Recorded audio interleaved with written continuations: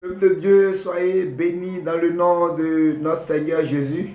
Que sa main repose sur vous. Que le travail qu'il a prévu faire dans vos vies à travers ce programme de divulgation de sa parole, qu'il mette encore une touche sur ce travail ce jour. Que sa main repose sur vous. Que des portes nouvelles vous soient ouvertes dans le nom de Jésus. Que ceux qui sont venus endettés et à ce programme-là, que le Seigneur les décharge. Il a dit, venez à moi, vous tous qui êtes fatigués, chargés, je vous donnerai du repos. Ceux qui sont venus avec des soucis quelconques et des soucis financiers, que le Seigneur transforme ta situation financière dans le nom de Jésus-Christ de Nazareth.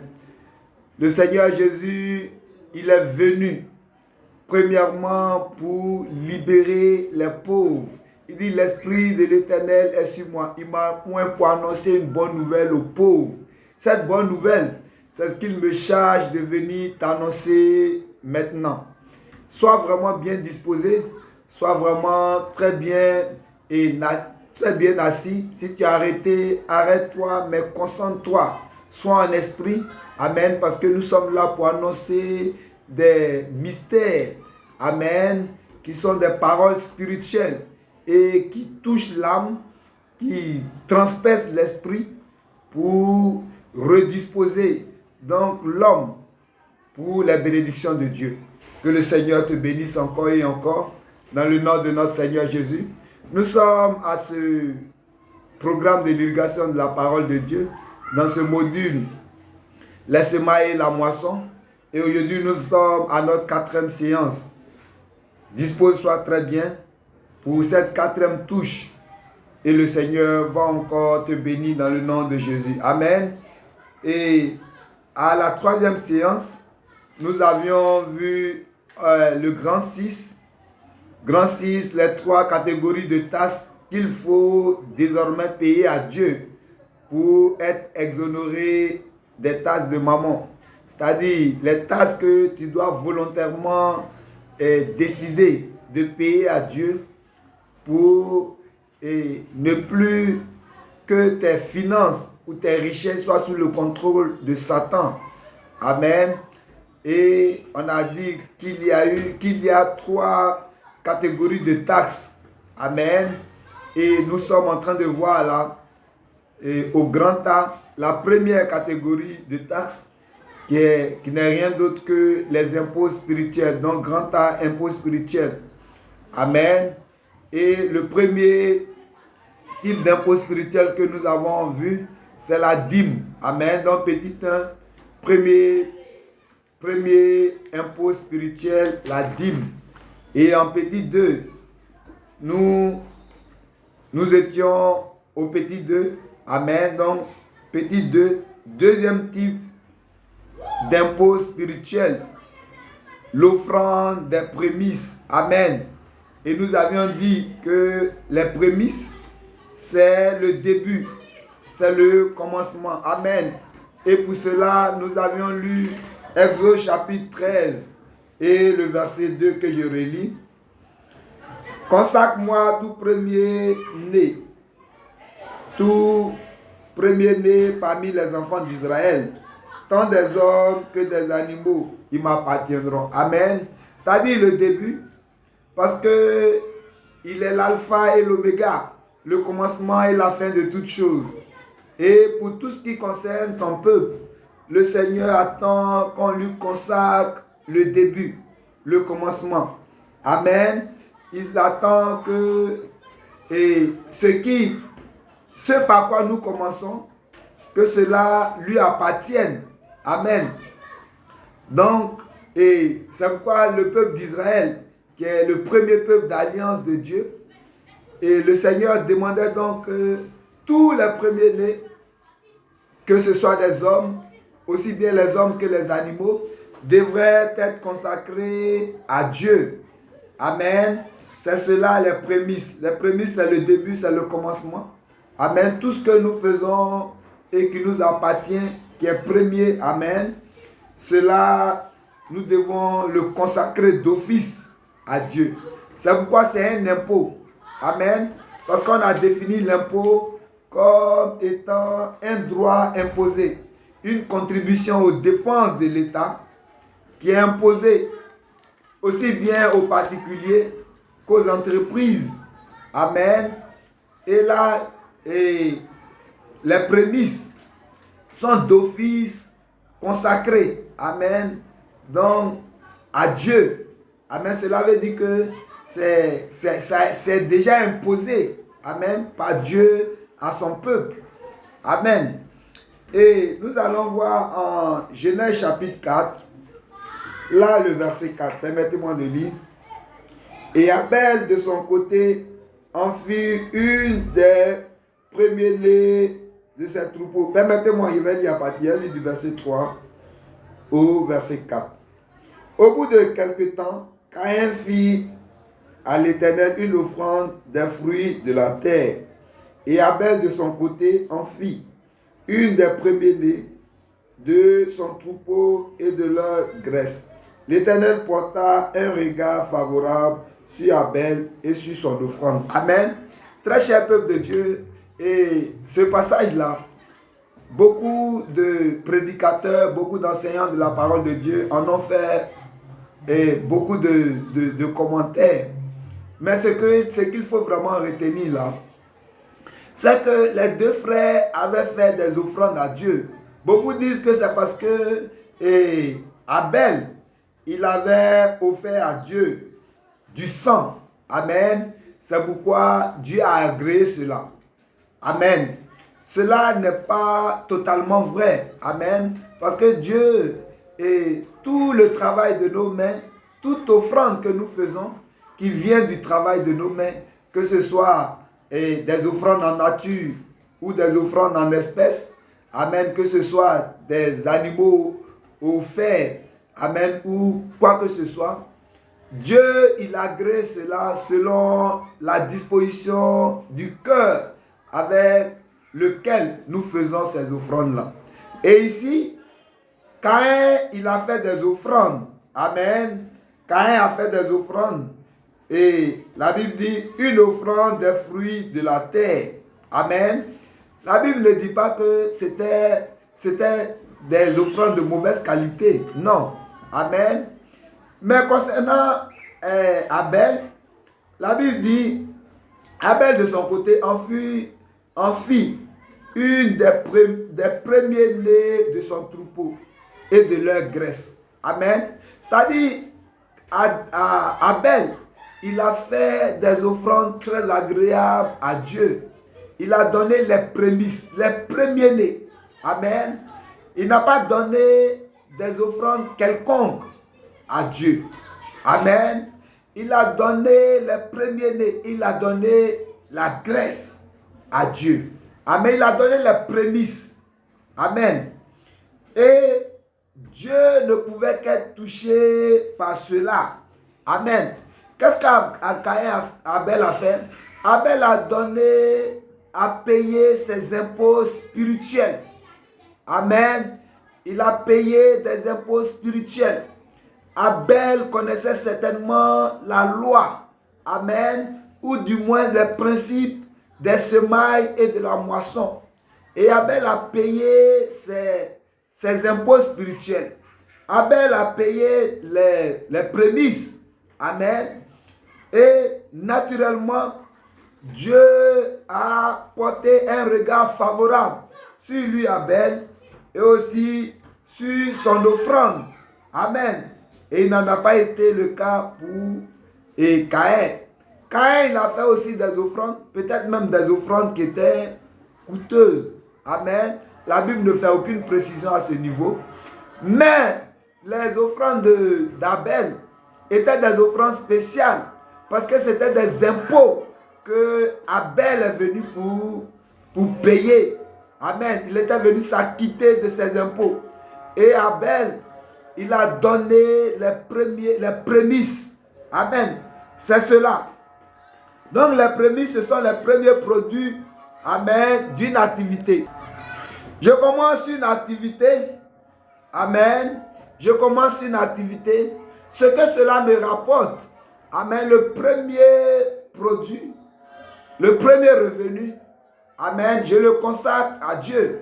Ici, pour être plus précis, je commence un commerce, amen. Je peux prendre le premier bénéfice, c'est-à-dire le bénéfice, tous les bénéfices de ce jour, du premier jour là, et je le consacre à Dieu, je le donne à Dieu. Amen. Et cela pourrait représenter donc les prémices de ce commerce, de cette activité-là. Amen.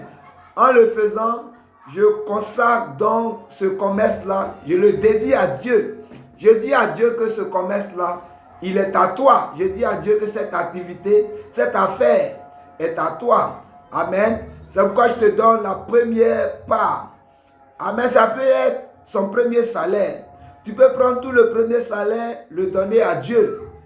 Ou tu peux donner une partie de ce premier salaire à Dieu. Écoutez vraiment très attentivement. Dieu il n'est pas là pour nous maltraiter. Dieu il n'est pas là pour prendre nos biens. Dieu, il est là pour voir à quel degré nous sommes prêts à nous sacrifier, à quel degré nous sommes prêts à lui faire entièrement confiance. Dans Genèse chapitre 22, Dieu a dit là à Abraham, au verset 1 déjà, il dit, donne-moi ton fils, ton unique, Isaac, et il précise celui que tu aimes, et va me l'offrir sur une montagne que je vais te montrer. Amen. Et Dieu n'avait pas besoin d'un homme en sacrifice. Amen. Dieu n'avait pas besoin que Abraham offre son fils. Mais Dieu voulait savoir où était le cœur d'Abraham. Est-ce que Abraham aime son fils plus que Dieu? Est-ce qu'Abraham aime ses biens matériels plus que Dieu? Est-ce qu'Abraham aime son argent plus que Dieu? Amen. Et Abraham a réussi à cette épreuve. Abraham n'a consulté ni le sang, ni la chair. Il a pris ses clics et claques et il a commencé à obéir à la voix de Dieu en marchant pendant 3 jours avec ses serviteurs et avec l'enfant qu'il devrait offrir en sacrifice selon la parole de Dieu. Et il est arrivé, il a dressé l'autel et pris l'enfant qu'il a attaché. Il a enlevé son couteau et il voulait égorger l'enfant. Jusqu'à ce que l'ange de l'Éternel lui dise, Abraham, ne fais pas une telle chose. Maintenant, je sais que tu crains l'Éternel. Amen. Dieu savait déjà qu'Abraham craignait l'Éternel. Mais Dieu voulait savoir jusqu'où Abraham était prêt à aller. Est-ce que Abraham était prêt à valider, amen, et l'alliance de la prospérité que Dieu était sur le point de conclure avec lui. Amen. Et donc voilà. Et quand Dieu parle des prémices ici, tu peux donner ton premier salaire. Tu peux donner une partie de ton salaire, de ton premier salaire. Tu peux donner ton premier, parce que tu peux faire une activité, ça peut être, amen, ça peut être une affaire, ça peut être une entreprise, ça peut être un commerce, amen. Et les bénéfices, c'est peut-être 1 mois, 2 mois, 3 mois après que tu vas récolter les premiers bénéfices qui sont énormes, amen, qui sont colossaux, amen. Et donc selon la disponibilité ou la disposition de ton cœur, tu peux décider de donner la totalité donc de ces premiers revenus-là à Dieu comme prémisse. Tu peux décider de donner une partie et la partie est déterminée par toi seul. Amen. À Dieu. Mais toujours est-il que tu dois donner la part importante à Dieu. Cette part importante-là, pour Abel, c'était, amen, c'était le premier revenu. Amen, comme Dieu lui-même il le dit dans Exode 13, le verset 2. Amen. Donc c'est cela qu'on appelle les prémices, les premiers produits ou le premier revenu d'une activité. Amen. Prenons Proverbe chapitre 3. et le verset 9. Permettez-moi de lire ce verset-là. Proverbe 3 et le verset 9. Proverbe chapitre 3 et je lis le verset 9. Honore l'Éternel avec tes biens et avec les prémices de tout ton revenu. Amen. Honore l'Éternel avec tes biens et honore l'Éternel avec les prémices de tous tes revenus. Amen. Et il dit, honore l'Éternel avec les prémices de tout ton revenu. Amen. C'est-à-dire, tout ce que tu vas avoir comme revenu, le prémisse de tout cela, ou la prémisse de cela, ça doit appartenir à Dieu. J'ai pris le cas d'un homme d'affaires qui est aussi un fonctionnaire, qui est aussi un serviteur de Dieu, c'est-à-dire qu'il y a plusieurs sources de revenus. Mais pour chaque source de revenus, il doit donner, amen, les prémices à l'Éternel. C'est pourquoi il dit, honore l'Éternel avec les prémices de tout ton revenu. Amen. C'est cela. Amen. Et c'est un impôt spirituel. Amen. Comme nous avons vu qu'il y a plusieurs types d'impôts dans nos États, dans nos sociétés. De cette même façon, le deuxième type d'impôt spirituel, c'est les prémices. Amen. Ou les offrandes, ou l'offrande des prémices. Amen. Petit a, les effets spirituels de l'offrande des prémices. Petit a, les effets spirituels de l'offrande des prémices. Petit a, les effets spirituels de l'offrande des prémices. Nous allons prendre cela dans Genèse chapitre 27, les 4 premiers versets et ensuite le verset 28. Genèse 27, verset 1 à 4 et le verset 28. Permettez-moi de faire la lecture. Isaac devenait vieux et ses yeux s'étaient affaiblis au point qu'il ne voyait plus. Alors il appela Ésaü son fils aîné et lui dit, mon fils. Et il lui répondit, me voici. Isaac dit, voici donc, je suis vieux, je ne connais pas le jour de ma mort. Maintenant donc, je te prie, prends tes armes, ton carquois et ton arc, va dans les champs et chasse-moi du gibier. Fais-moi un mets comme j'aime et apporte-le-moi à manger, afin que mon âme te bénisse avant que je meure. Amen. Et nous allons lire le verset 28. Que Dieu te donne de la rosée du ciel et de la graisse de la terre, du blé et du vin en abondance. Amen. Donc voilà, l'offrande des prémices déclenche la rosée du ciel et rend la terre féconde. Amen. Isaac là était vieux et il savait qu'à tout moment il pouvait mourir. Amen. Mais avant de mourir, il avait voulu que la rosée du ciel se déverse sur son fils premier-né, qu'il aimait d'ailleurs, Ésaü. Amen. Et donc, il demande à Ésaü d'aller, amen, de réjouir son cœur par une véritable offrande qui va toucher son cœur. Amen. De lui apporter quelque chose que son cœur aime. Amen.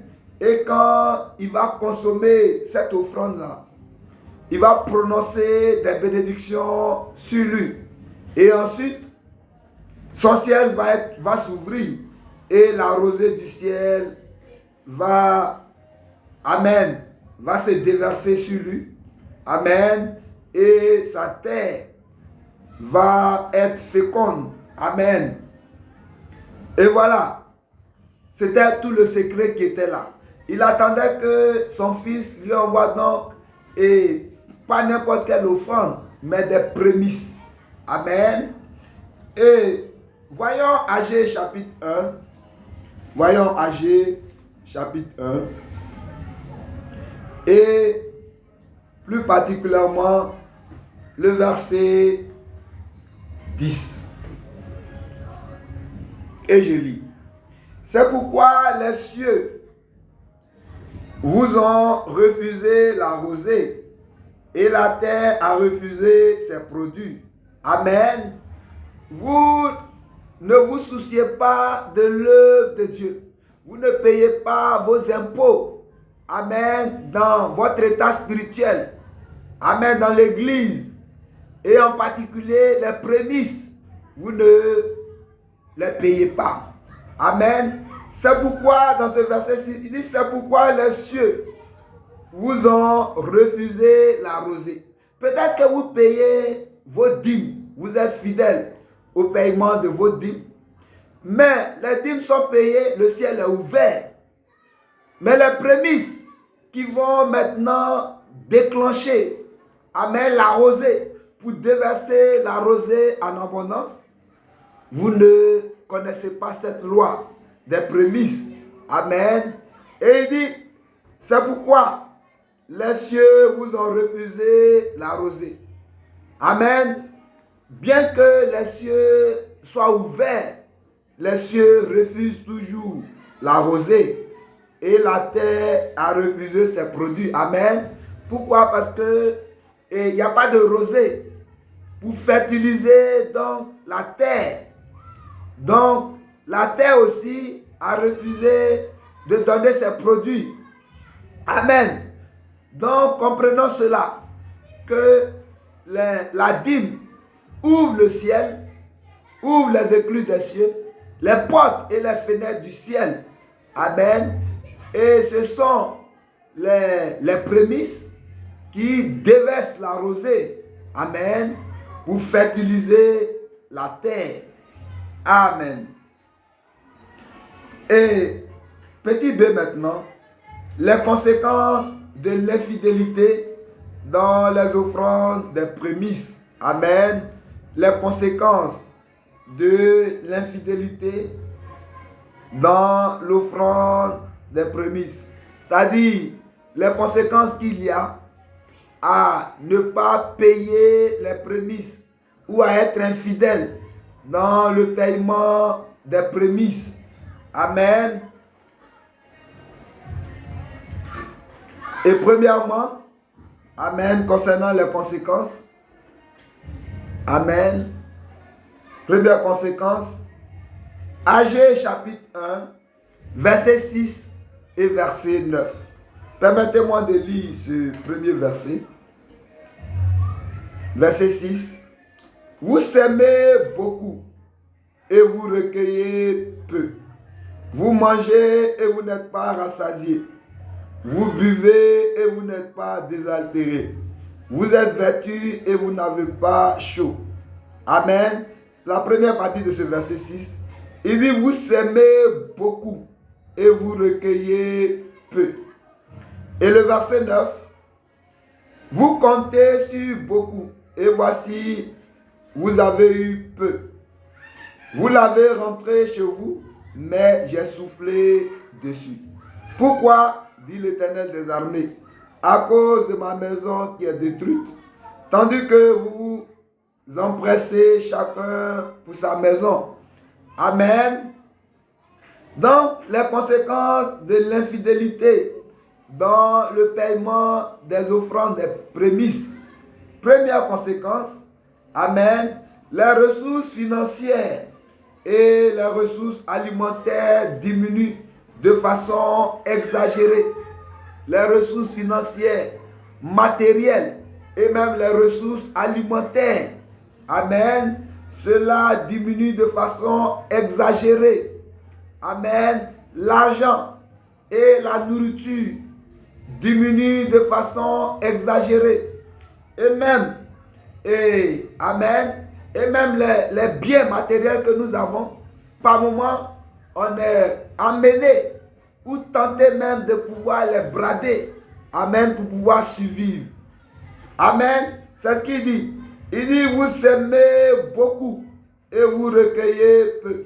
Le verset 9, il dit, vous comptiez sur beaucoup et voici, vous en avez eu peu. Vous l'avez rentré chez vous, mais j'ai soufflé dessus. Amen. Par moment même, et rien ne bouge. Tout ce qu'on fait, rien ne marche. Par moment, ça marche. Et l'argent rentre vraiment.